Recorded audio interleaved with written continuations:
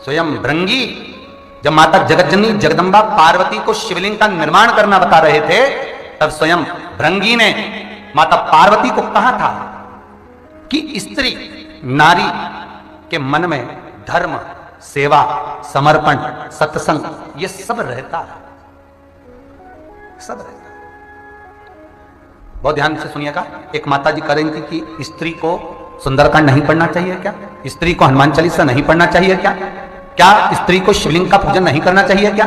भैया कोई पुराण में ऐसा लिखा हो कि नारी शिवलिंग को ना छुए? कहीं पुराण में ऐसा लिखा हो कि नारी हनुमान चालीसा का पाठ ना करे? कहीं पुराण में ऐसा लिखा हो कि सुंदरकांड का पाठ स्त्री को नहीं करना चाहिए? तो जरूर बताना।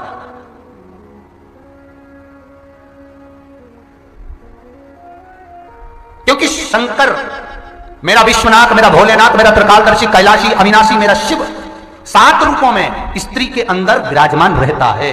कितने रूप में रहता है? 7 रूप में। मेरा विश्वनाथ, मेरा शंभो, मेरा त्रिकालदर्शी, मेरा कैलाशी स्त्रियों में विराजमान है 7 रूप में। पहला, स्त्री की कीर्ति पवित्र हो। उसकी जो कीर्ति है नारी की वो पवित्र हो। जैसे किसी नारी को, बहू को, बेटी को यश की प्राप्ति नहीं होती, वो बहुत कुछ करती है, परिवार के लिए बहुत कुछ उसने करा, उसके बाद भी अगर उसको यश नहीं मिल रहा, उसकी यशता नहीं है, उसको कुछ नहीं करना चाहिए। आपने कुछ अच्छा करा और नाम दूसरे का हो गया कि उसने अच्छा करा और आपको मिला ही नहीं। आपने दुनिया के लिए बहुत कुछ करा, परिवार के लिए, कुटुंब के लिए, सबके लिए बहुत कुछ करा, पर आपको यश नहीं मिल रहा। तो बेलपत्री के पेड़ के नीचे हल्दी का शिवलिंग का निर्माण करो। हल्दी पिसी हुई हल्दी का शिवलिंग का निर्माण करो, उसका पूजन कर कर, घी का दिया लगाकर भगवान शंकर की वही हल्दी का शिवलिंग का तिलक अपने हृदय पर, चाहे पुरुष हो चाहे स्त्री हो, अपने हृदय पर कंठ के पास उस तिलक को लगाएं और बाबा का विसर्जन उसी बेलपत्री के पेड़ के नीचे जल डालकर कर दें। महाराज, यश मिलना प्रारंभ हो जाता है। केवल ये यश के लिए ही नहीं होता, इसका एक क्रम और है। मान लो आप किसी मीटिंग में बैठे हो, किसी अच्छी जगह पर बैठे हो, किसी कंपनी के इंटरव्यू में बैठे हुए हो, कोई कंपनी आपके कॉलेज में आई है और आप उसमें सिलेक्ट नहीं हो रहे, तो उसके लिए भी ये कार्य पूर्ण है, उसके लिए। और ये कहां पर भी काम आता है महाराज। मान लो आप किसी कार्य के लिए जा रहे हो और वो कार्य बहुत जरूरी है कि इस व्यक्ति से मुझे ये पैसे निकलवाना है, इस व्यक्ति से मुझे ये काम निकलवाना है, और वो व्यक्ति बहुत दिन से हाथ में आ ही नहीं रहा, तो उसके लिए भी ये कार्य किया जाए। अर्थात कीर्ति शुद्ध हो, पवित्र हो और यश की प्राप्ति। हल्दी का यश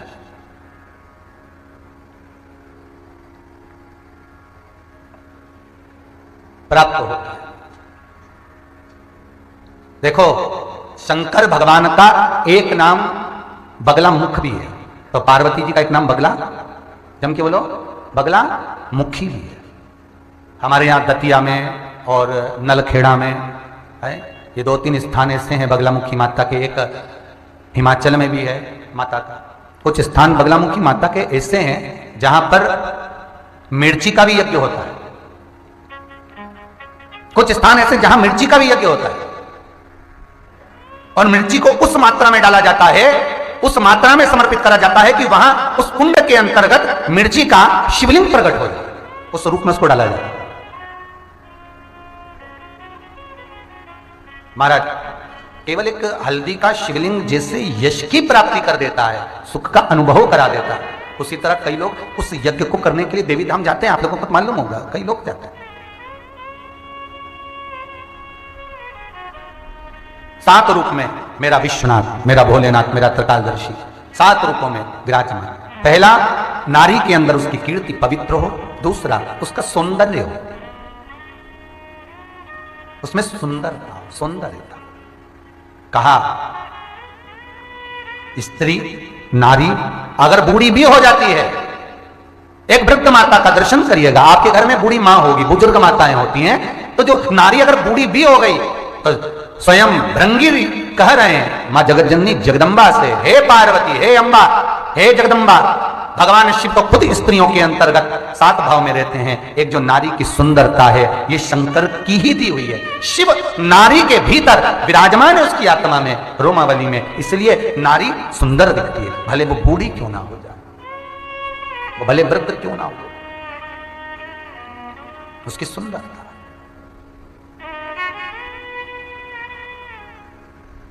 उसकी सौंदर्यता है, वो सुंदरता शिव ने दी। तीसरा, वाणी मधुर हो। भृंगी कह रहे हैं, श्रृंगी का भाई भृंगी जो भगवान शिव के गण हैं, वो मां अंबा से करें, जगदंबा से करें, नारी की वाणी मधुर हो, ये शिव ही उसकी वाणी में विराजमान होते हैं महाराज। तीसरा। चौथा, समय पर स्मृति रहे। पुरुष का स्वभाव भूला होता है, ये रामचरितमानस भी कहती है। दशरथ जी वर देकर, कितना सुंदर लिखा है, केकई से कहते हैं, अरे केकई मेरा भूला स्वभाव है, मुझे याद नहीं रहता, अगर तुझे वर मांगना है तो मांग ले, तू बताना क्या बात है। फिर केकई ने याद दिलाया, याद करो मेरे 2 वर धरोहर में रखे हैं। पति बोलकर भूल जाता है, पति अपनी शादी की तारीख भी भूल जाता है, पति जन्मदिन भी भूल जाता है, पति अपने बच्चों का जन्म कितनी तारीख को हुआ भूल जाता है, पर नारी नहीं भूलती, उसकी स्मृति प्रबल होती। पत्नी याद दिलाती है, कल शादी की सालगिरह, तब पति बोलता है बधाई हो, तो पति बोलता है। फिर पति अपने दोस्तों को फोन लगा के बोलता है, कल हमारी शादी की हमको तो पहले ही मालूम था, हम तो सुबह विश करने वाले थे, मतलब पूरे मोहल्ले को मालूम, बस इसी को नहीं मालूम जिसकी है। बेचारा पति ने 2-4 बार तो मोबाइल में सेट भी करा, पर मोबाइल पानी में गिर गया, तो तारीख फिर चली गई। पत्नी को लगा अब की बार हमने बता दिया तो अगली बार हो सकता है मालूम पड़ जाए, है? फिर भी स्मृति, नारी स्त्री के अंतर्गत, नारी के अंतर्गत शंकर विराजा है, यह जानने के लिए नारी की स्मृति समय पर रहती है, उसको समय समय पर बात तुरंत याद आ जाती है। जब पति पत्नी का झगड़ा होता है, पति इसकी सारी बात भूल जाता है बेचारा, और पति का स्वभाव बड़ा सरल होता है, वो कहकर भूल जाता है, जो बोला तुरंत भूल गया, क्या बोला क्या नहीं बोला उसने बोल दिया, जो हो गया हो गया। कई बार पति घर में भी कुछ बातें बोलकर चले जाता, भूल जाता, दुकान पर से आता ना वापस तो आवाज लगा देता, ले ला रोटी ला, अब वो तो भूल गया, पर बाप रे ये तो, क्योंकि इसको तो याद भगवान जैसा बोला, अब तो रोटी भी तो बोले ही नहीं है, अब पति बोले ला रोटी ला दे, घी लगा देना ज्यादा, उसमें थोड़ा नमक मिर्ची डाल दे, अब ये तो बोले ही नहीं हो, ये बेचारा बोल, ये तो भूल गया क्योंकि इसको स्मृति इतनी नहीं है, पर ये तो जब तक अभी और गुब्बारा अंदर रहेगा वो झगड़ा पूरा तो उनको पूरी स्मृति बाहर निकलेगी, इतनी तारीख को ये हुआ था। शिव समय पर स्मृति रहे, इसलिए शंकर नारी के भीतर चतुर्थ भाव में विराजमान है, स्मृति। 5वां महाराज, नारी में धारण शक्ति हो, धारण शक्ति हो। नारी स्त्री जब एक बालक को जन्म देती है महाराज, उस स्त्री का, उस नारी का दूसरा जन्म होता है, उसकी धारण शक्ति शिव ही रखते हैं, भगवान शिव। कई लोग कहते हैं महाराज जी गर्भवती नारी रहे तो क्या शिवलिंग का स्पर्श नहीं कर सकती? क्यों नहीं? शिव महापुराण की कथा कहती है, नारी जब गर्भस्थ होती है, नारी के भीतर जब गर्भ विराजमान होता है, तब नारी की जो धारण शक्ति होती है वो शंकर का ही एक स्वरूप उसके भीतर विराजमान हो जाता है। उसकी धारण शक्ति प्रबल हो, उसकी धारण शक्ति प्रखर हो, प्रबल हो। ये 5वां स्वरूप भगवान शिव का धारण शक्ति के रूप में विराजमान। फिर वर्णन किया महाराज, 6ठा भाव कहा, स्त्री में जो धैर्य होता है ये शंकर का ही स्वरूप होता है। धीर रखती है नारी, बहुत धीरज खाती है। आएगा समय जब भगवान अच्छा पति को भी ज्ञान दे देती है नारी। कई बार ऐसा नहीं है पत्नी ज्ञान ना देती हो, स्त्री अगर पुत्र को ज्ञान दे रही है तो पति को भी ज्ञान दे देती है, पति को भी। केवल एक नारी हो सकती है जो पति को भी काल से छुड़ा लाती है।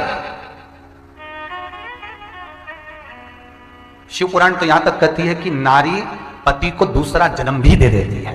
शिव पुराण उठाइए, आ जाओ माता धूमावती का चरित्र।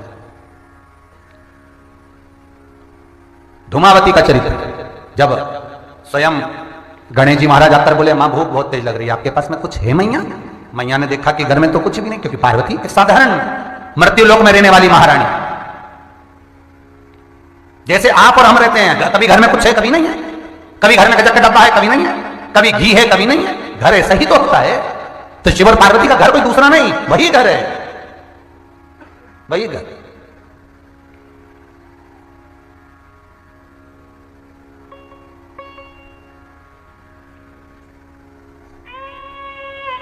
मां कुछ है पाने के लिए, गणेश जी के लिए मां अंदर गई, कुछ पात्र में कुछ मिष्ठान देखा, नहीं मिला, कुछ भोजन देखा, नहीं मिला, वापिस आए, गणेश नहीं है, नहीं है, नहीं। थोड़ी देर बाद अशोक सुंदरी आ गई, शंकर भगवान की छोटी बेटी। मां भूख लगी है, बहुत तेज भूख लग रही है, मां कुछ दे ना। मां ने कहा भोजनशाला में कुछ भी नहीं।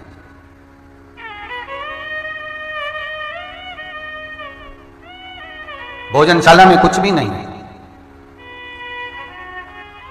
मां गई जगदम्बा, भगवान शिव के पास में जाकर कहा भूत भावन भूतेश्वर है शिव करुणा सागर, प्रभु बच्चों को भूख लगी है, पिता का फर्ज है भोजन देना, पिता लाकर दे और मां उस भोजन को पकाकर बच्चों को दे, आप दीजिए भोजन। शिव जागे नहीं, नेत्र बंद करे हुए हैं भोलेनाथ ने, नयन बंद है।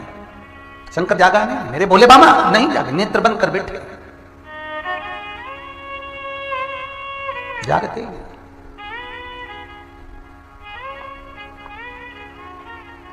जब बाबा नहीं जागे, मेरा वो घरदानी, मेरा त्रिकालदर्शी, मेरा कैलाशी अविनाशी नहीं जागा। थोड़ी देर बाद कार्तिक क्या, मां जल्दी मुझे बहुत भूख लग रही, जल्दी भोजन दो मां, मां जल्दी भोजन दो। मां कहती भोजन कुछ हो तो दो ना। जया विषहरा शामरी बारी दो तली देव, शंकर भगवान की 5 लड़कियां फिर आ गई, भूख लगी है मां, भोजन भूख लगी। मां की आंख में जल भर गया। कौन मां होगी जो अपने बच्चे को भूखा देख सकती है, बिलखता हुआ देख सकती है? केवल एक मां का ही तो हृदय ऐसा होता है जो बच्चों को भूखा नहीं देख सकती। मां की आंख में जल था, मेरे स्तनों में दूध भी नहीं कि मैं अपने बच्चों को पिला दूं। मां क्रोध में खड़ी हो गई, भगवान शिव को उठा लिया जगत जननी जगदम्बा ने, और मां भवानी ने शंकर को उठाया और निकल गई। भगवान शंकर को उठाकर मेरी मां जगदम्बा निकल गई मुख के अंदर। उधर में शिव गए, स्तनों से दूध बहने लगा मां का।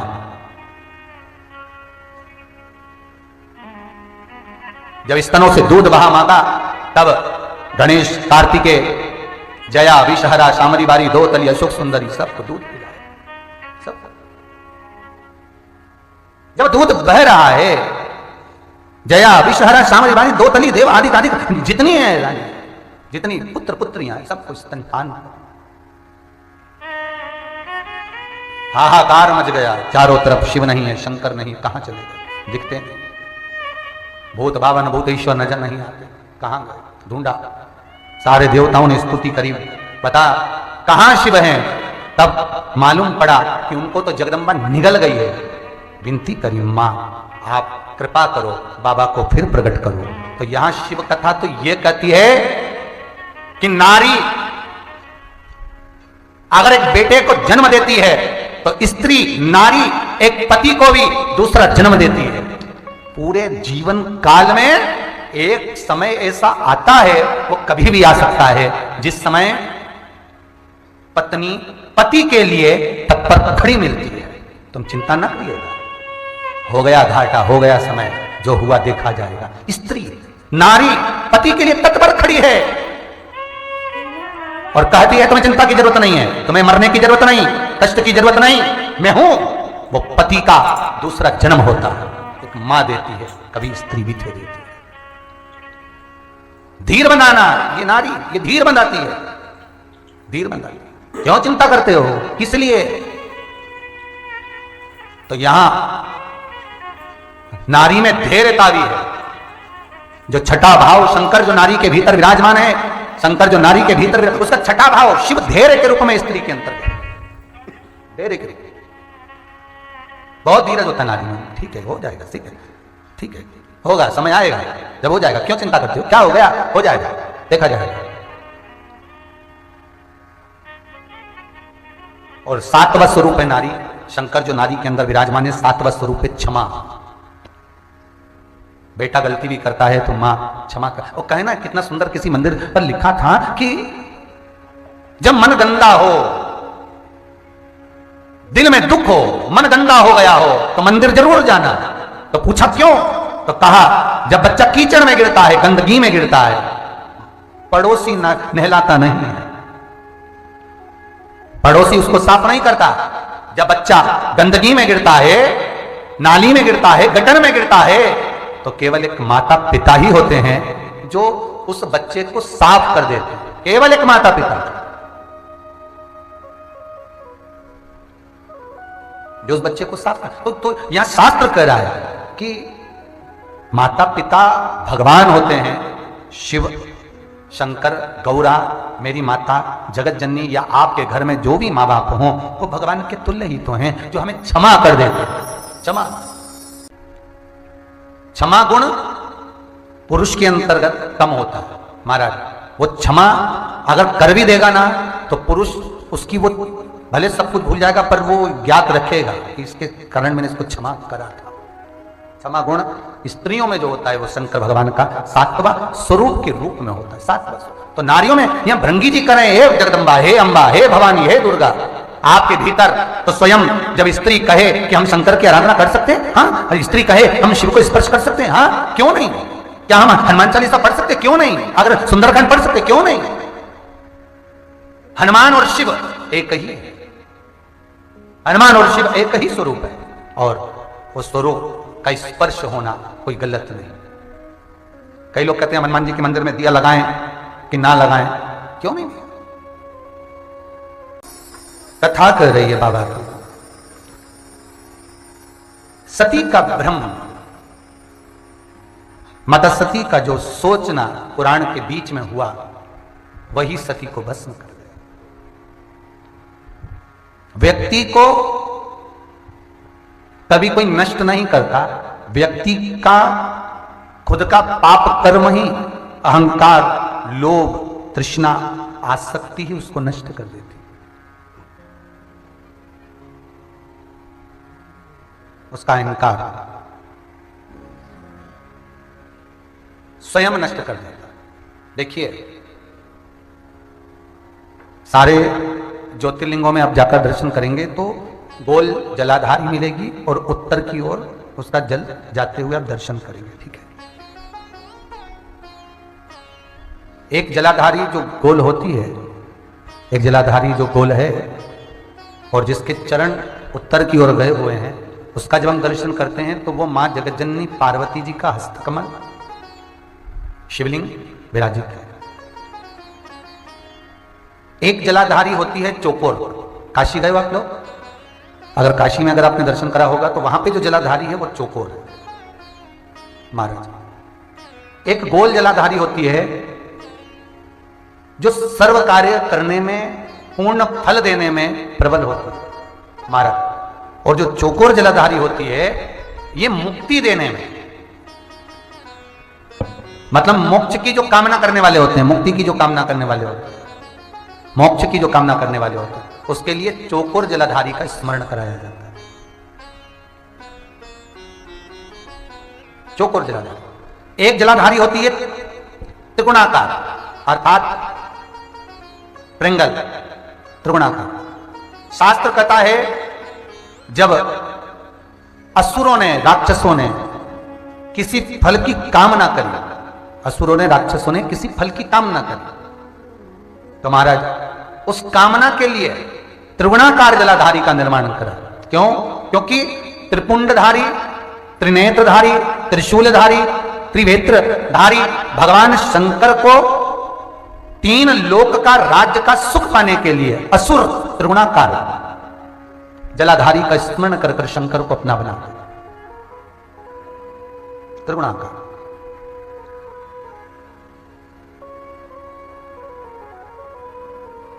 एक प्रसंग बड़ा सुंदर सा है, स्कंद पुराण का कि भगवान शंकर पर जो जल चढ़ता है वो उत्तर दिशा की ओर क्यों जाना चाहिए, ठीक है। और पूजन करने वाले व्यक्ति को महाराज दक्षिण में बैठकर उत्तर की ओर मुख कर शंकर का अनुमोदन क्यों करना चाहिए, ठीक है। जब हम शिव जी की अर्चना करते हैं तो हमारा मुख कहाँ ज्यादा होना चाहिए, उत्तर की ओर, ठीक है। दक्षिण की ओर से हम बैठे हैं, जहां भगवान का जल जा रहा है महाराज उस ओर देखते हुए, अर्थात उत्तर की ओर हमारा मुख होकर हम भगवान के शंकर की आराधना करें। जैसे पूर्व अभिमुख होकर शिव की जो आराधना करी जाती है वो एक श्रेष्ठता का फल देगी, मना नहीं है। पश्चिम की ओर मुख कर जो शंकर की आराधना करी जाती है उसका फल मिलेगा, मना नहीं है।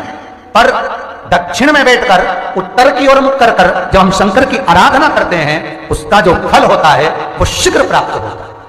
पर ज्यादातर लोग कैसे करते हैं, आप लोगों ने भी तो करा होगा, बोलो जरा जम के, कहां बैठते हो महाराज जी, उत्तर की ओर तो जलाधारी का मुख है, ऐसे एक सहज भाव, ये शिवलिंग है, ये जलाधारी, ये उत्तर की ओर है। तो तुम लोग कहां बैठोगे, ये यहां जा रही है तो ये शिवलिंग है तो तुम इसके सामने बैठोगे, कि जल यहां से जा रहा है तुम उसके सामने बैठो। और बैठना कहां चाहिए, जहां शिवलिंग है यहां से जल बह रहा है तो यहां बैठो।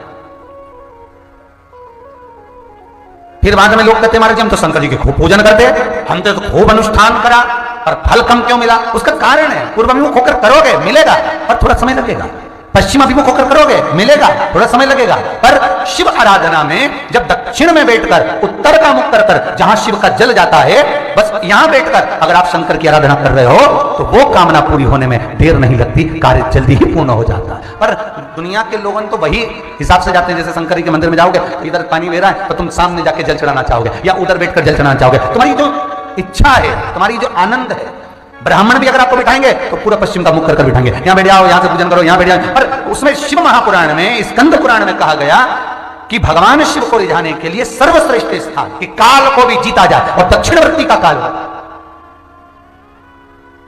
पितरों को भी जीता जाए, दक्षिणवर्ती का पितृभाव, असुरों को हर तरह से जो हमारे कार्य को सिद्ध करे, तो उत्तर की ओर क्यों, तो उसका भी वर्णन किया गया महाराज। एक बार बड़ा सुंदर चरित्र भाव से सुनिएगा, कई लोगों के मन में यह प्रश्न आता है कि उत्तर की ओर भगवान का जल क्यों जाता। एक बार भगवान भूत भावन भूतेश्वर मेरा शिव, मेरा त्रिकालदर्शी, मेरा कैलाशी अविनाशी, मेरे शंकर विराजमान,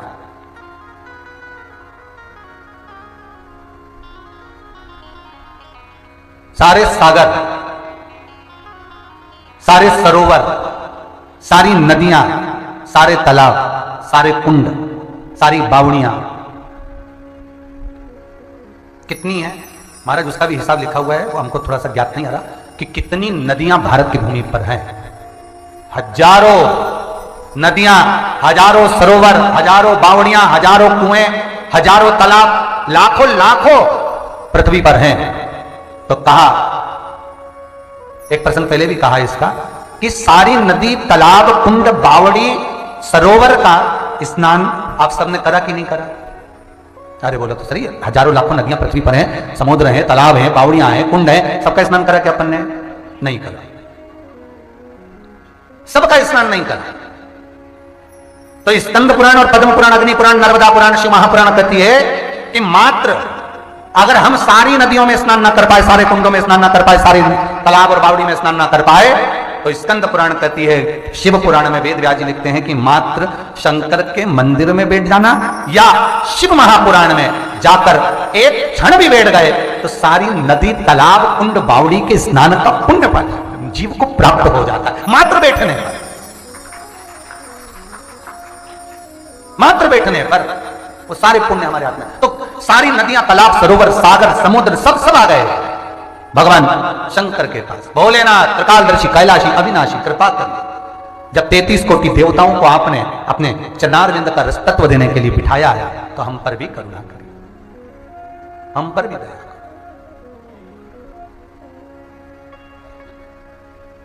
समुद्र को देखा तो शंकर जी बोले, समुद्र देव आप तो नारायण के ससुर हो, और आप केवल नारायण के ससुर नहीं, हमारे भी तो इष्ट हुए। आप यहां आकर खड़े हुए सबको लेकर क्या चाहते हो? सागर भी आए हुए, सप्त सागर भी आए, नदियां भी आई हैं, गंगा, तू, यमुना, सरयू, मंदाकिनी, क्षिप्रा, सरस्वती, चंद्रभागा, तुम सब यहां पर, क्या बात है? हमारी एक अभिलाषा है क्या? बस अभिलाषा इतनी सी है कि हम नदियों का जल, मान लो अगर कोई पापी पाप कर्म करता है और हम नदियों में आकर स्नान करता है, हम सरोवर में, हम कुंडों में आकर स्नान करता है, तो वो पाप हमारे भीतर बहुत समय तक नहीं रहना चाहिए। बहुत सुंदर प्रसंग है महाराज, ध्यान रखिएगा। कई बच्चे पूछते मम्मी ये पानी इधर क्यों जाता है, उत्तर की ओर क्यों जाता है? उसका स्मरण जरा बच्चों को बताने के लिए शिव महापुराण का चरित्र आप रखिए, उसको समान। गंगा, यमुना, सरस्वती, सरयू, मंदाकिनी, सरोवर, ब्रह्म सरोवर हो, ब्रह्मकुंड हो, ताप्ती हो, सब निवेदन कर रही हैं कि हमारे जल में जब कोई स्नान करेगा, पाप छोड़ेगा, तो वो पाप बहुत देर तक हमारे साथ में नहीं रहना चाहिए। भगवान शिव ने पूछा क्यों? तो कुंड, सरोवर, बावड़ी, तालाब कहते हैं कि हमारे भीतर में अगर ये सारा पाप रहेगा, दूसरा अगर नहाएगा, नहाकर जाएगा, तो ये पाप उसको लिप्त होकर जाएगा। सही है कि गलत है? एक छोटे से आपके घर में टब हो, नहाने का टब हो, और उस टब में आप थोड़ा सा तेल डाल दीजिए, ठीक है? टब में आपने तेल डाला, आपने अपने स्नान के लिए तेल डाला, आप स्नान करके गई और दूसरा टब में नहाएगा तो तेल उसके शरीर में लगेगा कि नहीं लगेगा? अरे बोलो तो लगेगा ना। तो देवताओं ने कितनी अच्छी बात करी कि सारे कुंड, नदियां, बावड़ी, तालाब सब निवेदन कर रहे हैं कि मान लो अगर कोई व्यक्ति स्नान करा और करने पर हमारे जल से उसका पाप कटेगा, तो पाप जब उसका कटेगा और हमारे जल में, जैसे व्यक्ति अमावस्या के दिन नहाने जाता है, पूर्णिमा पे नहाने जाता है, तो कोई कपड़े छोड़ आता है, कोई चप्पल छोड़कर आता है, कोई सामान छोड़कर आता है, तो मान लो उसने अपना पाप यहां छोड़ा और पाप हमारे जल में रहा और बहुत समय तक रहा। कोई स्नान करने आया और पाप उसमें लिप्त हो गया, तो हमारा पुण्य तो समाप्त हो जाएगा। नदियों का, सरोवरों का, कुंड का, तालाब का, बावड़ी का, हमारा पुण्य तो चला जाएगा। तो हे शंभो, तो हे शंकर, हे ओघड़दानी, त्रिकालदर्शी, कैलाशी, अविनाशी है शिव, कुछ ऐसी कृपा कर दो कि हमारा पुण्य तुरंत प्रकट हो जाए और यह पाप जो छोड़कर गया है वो समाप्त हो, वो पाप समाप्त हो जाए, पुण्य हमारा तुरंत प्रकट हो जाए। आप ऐसी करुणा कर दीजिए। ओघड़दानी भगवान शिव आनंद से विराजमान थे, सभी नदी, तालाब, बावड़ी, कुंड, सरोवर, तालाब, नदी सबकी बात सुन रहे थे। बाबा ओघड़दानी बैठे हुए थे। गंगा ने फिर खड़ी होकर निवेदन किया, बाबा कृपा करो, हम इन पाप का करेंगे क्या जो छोड़ कर गए हैं?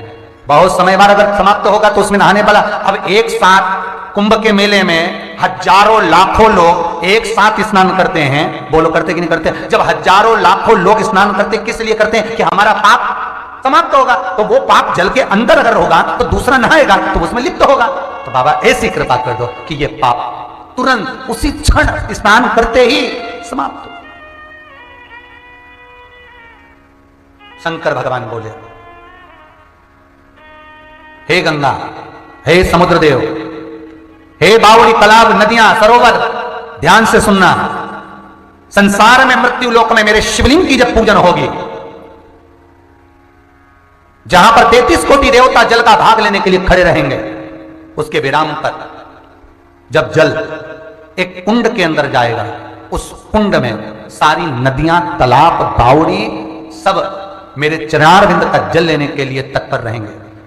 जब एक लोटा पानी शंकर जी पे चढ़ता है और वो बहकर बाहर निकलता है, वहां पर जैसे ही, और शास्त्र कहता है, कितनी सुंदर बात कहता है कि जल भी अगर शंकर को चढ़ाना तो उतना चढ़ाना कि बहकर निकल जाए, बहकर निकल जाए। इतना सा जल ले गई और चढ़ा कर आ गई, वो श्रेष्ठता नहीं। वो जल जब बाहर आएगा और जैसे ही वो जल मेरी जलाधारी से, अर्थात जो जलाधारी है, डोल जहां शिवलिंग रखा है और जहां चरण, तो जलाधारी से जैसे ही नीचे गिरेगा